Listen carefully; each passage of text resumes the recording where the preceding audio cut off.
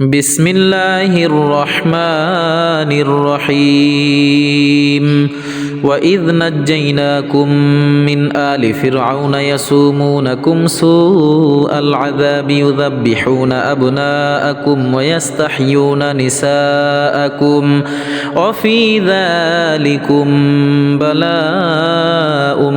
من ربكم عظيم وإذ فرقنا بكم البحر فأنجيناكم وأغرقنا آل فرعون وأنتم تنظرون وإذ واعدنا موسى 40 ليلة ثم اتخذتم العجل من بعده وأنتم ظالمون ثم عفونا عنكم من بعد ذلك لعلكم تشكرون وإذ آتينا موسى الكتاب والفرقان لعلكم تهتدون وإذ قال موسى لقومه يا قوم إنكم ظلمتم أنفسكم باتخاذكم العجل فتوبوا إلى بارئكم فاقتلوا أنفسكم ذلكم خير لكم عند بارئكم فتاب عليكم إنه هو التواب الرحيم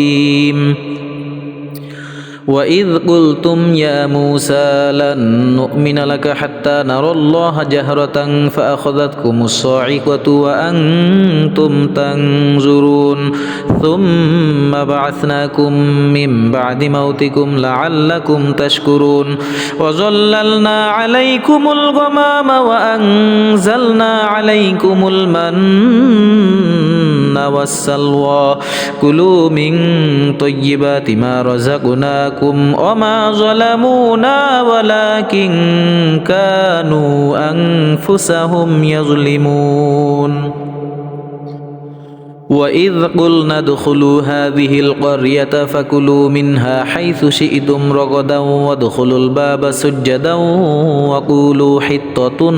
نغفر لكم خطاياكم وسنزيد المحسنين فبدل الذين ظلموا قولا غير الذي قيل لهم فأنزلنا على الذين ظلموا رجزا من السماء بما كانوا يفسقون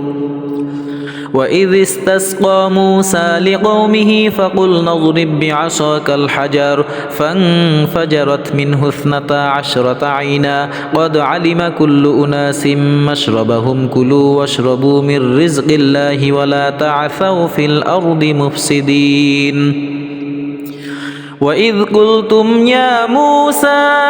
لن نصبر على طعام واحد فادع لنا ربك يخرج لنا مما تنبت الأرض من بقلها وقثائها وفومها وعدسها وبصلها قال أتستبدلون الذي هو أدنى بالذي هو خير اهبطوا مصرا فإن لكم ما سألتم وضربت عليهم الذلة والمسكنة وباءوا بغضب من الله ذلك بأنهم كانوا يكفرون بآيات الله ويقتلون النبيين بغير الحق ذلك بما عصوا وكانوا يعتدون